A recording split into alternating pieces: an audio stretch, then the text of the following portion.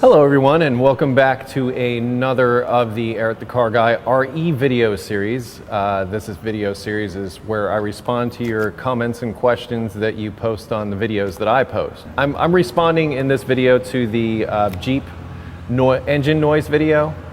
There were a lot of comments on this, and actually there were quite a few not so happy comments from some of you about this, and I just like the opportunity to respond to some of those. By the way, if you have automotive questions, I would ask that you head over to EricTheCarGuy.com and check out over at the forum, or use the search function. Sometimes you can just type in a couple of keywords and poof, you get an answer to a question. So if you're posting questions into the comments on YouTube comments, I no longer answer YouTube comments directly. I apologize for that, or YouTube messaging for that matter. But I do, on a regular basis, head over to the forum, along with a lot of other really smart people who are there willing to help you. All right, now let's get on to this Jeep engine noise.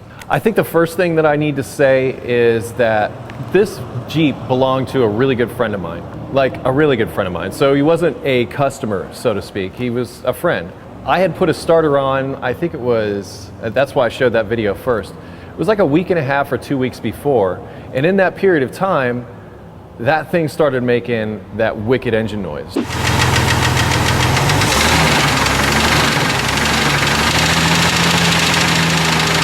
So in a very short period of time, it went from sounding normal. If you listen to the starter video, I'll post links in the description to both the starter video and the engine noise video. But from the time that I did the starter video, and you can hear it in that, what the engine sounded like. Yay! Now we gotta worry about an exhaust leak. To about a week and a half, 2 weeks later, it sounded like it did in that second video. And that was very concerning to me. And as a technician, whenever I hear an engine that sounds like that, it's not long for this world. And I knew that going into it. In fact, I told my friend, I said, I don't want you investing one more dime into this thing until we figure out what's going on with this engine noise. Because honestly, it doesn't sound good. And as a complete shot in the dark, it looks like you need a valve cover gasket anyway. I could pull the valve cover off and see if I can figure out something on the top end that might give an indication of what the problem is. And if that's not the case, then we got to go further deeper in. So for those of you that were suggesting I do a power balance test and go around with a stethoscope, and great suggestions, okay? But I was going on my experience, and my experience basically told me that engine was toast. And I was right, because no sooner did that thing leave than a few hours later, the engine completely died. And after it died, my friend called me up and told me about it, and I said, man, just bring it to the shop. He's like, you know what? I just want to be done with it. I've got this other friend of mine who owns a salvage yard. He's going to buy it from me, tow it away, and I'm done with it. So in essence, it was out of my hands. And I just want you to know that working as a technician, you can't always just go and do whatever you want. I mean, it's somebody else's car. That's the whole reason I bought the Subaru in the first place, was because I could do anything I want to that. You guys are mad at me because I didn't do something on the Subaru, be mad. But as far as somebody else's vehicle, I have no control over that, so please forgive me. But your suggestions of going around with a stethoscope and doing a power balance test, the answer that I would like to have to the power balance people, like I said, great idea, and what that will do is that will eliminate cylinders one at a time. In fact, I'll post a link in the description to the video I did about doing a power balance, and that also works for engine noises. So I was doing it for performance-related issues, but as mentioned, I mean, that's something that you could do for an engine noise. If you cancel a certain cylinder and the noise goes away or changes in some way, you know what cylinder you're looking at. But I'd like to point out, on that 4-liter Jeep engine, all the ignition coils are all pretty much in a block, all bolted together. So it's not really feasible to disconnect them one at a time. However, you could disconnect the fuel injectors one at a time and cancel out the cylinders that way. In fact, that's kind of a better way of doing it, in my opinion. Rather than just trying to let a spark go someplace, which that can get tricky. Excellent suggestion on that. However, the reason I didn't do it is because in my mind, the engine was already done. I was just thinking I'd pull the valve cover off and see if there was something loose. Because it did sound to me like it was valve cover area. It did sound to me like it was upper engine. But that's why I did it the way I did it. So forgive me for that. Once again, good friend of mine, I told him, you know what, if we don't find it in the top end, then there's something else going down underneath that could be an issue. Also brought up was the flex plate. It is possible for, like, say, the flex plate bolts, the things that bolt the torque converter to the flex plate, to come loose and as a result, it'll make a knocking noise with engine rotation. That was a very, very good suggestion. However, a year and a half before this, I'd actually put a transmission in that Jeep. And not to say that those fasteners couldn't have worked loose in that amount of time, but I don't really think that was the case. Especially since my hands were in there. As a technician, you get to know the vehicles sometimes, and you get to know certain patterns. And you base your diagnosis and your hypothesis on a lot of that experience and everything else that goes along with it, just like a lot of you were doing in the comments. So I would just like to say in my defense, I had an idea in my mind of what was happening with the engine, and like I said, in my mind it was kind of already toast.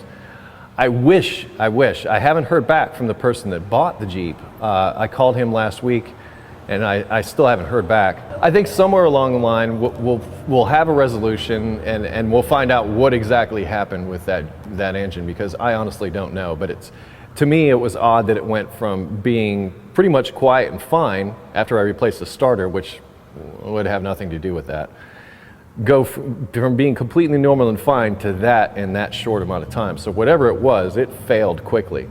Some of you suggested broken piston skirt. And a lot of you pointed to a lot of different articles about different technical service bulletins, something about cracked heads. A lot of you pointed out that the lifters on that engine were junk. And to be perfectly honest, or even a loose timing chain. I'm not buying the loose timing chain so much, because to me that seemed like it would have coincided with like some kind of performance issue. If the timing chain is allowing the timing to go all over the place and making that much noise, I would think that would also be accompanied by some kind of performance issue, and if nothing else, some kind of check engine light based on a cam sensor, because the cam sensor would start reading all wacky.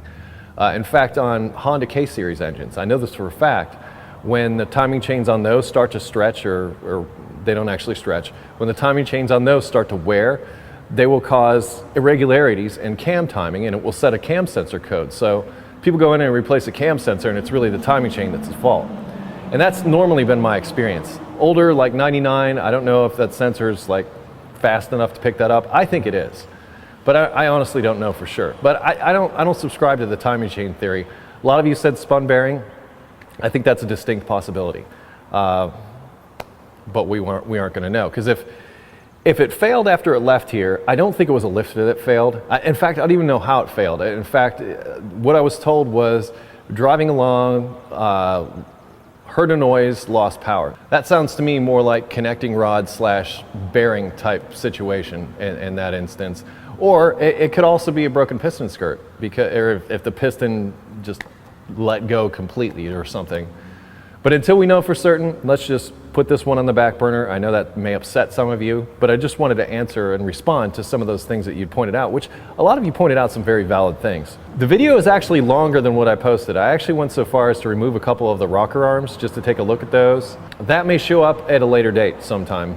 In addition, some of you had pointed out that there's a special set of tools that you could use to do the same thing I did with my paper clips. That's all well and good, but I didn't have those tools, and paper clips are cheap. However, to me, I figured, what the heck, I can show this in the video, an engine running without the valve cover off, but also it can give me an idea what oil delivery is like. And if I wasn't getting oil delivery to the top of the engine, then I could think that there'd be an oil pressure problem. I would think if the oil pressure was a problem, that I would not see so much oil coming to the top end, which seemed like a reasonable amount to me, anyway. Okay, wrapping this up now. I hope this answers some of your questions and concerns on this. Well, geez, if I find something else out along the way, I will definitely be letting you know. I'll maybe do an RE video, or even better, if I can actually get out and find out what happened with that engine, that would be the best case scenario. And I'll do my very best to get that information for you one way or another. But I am Eric the Car Guy. You can always find me at EricTheCarGuy.com. And as I mentioned earlier, if you have automotive questions, head over there, particularly to the forum, to get those questions addressed. Also, Facebook, Twitter, and Google+, all places you can connect with me in some way, shape, or form. I'd love to get to know you better. Be safe, have fun, stay dirty. I'll see you next time.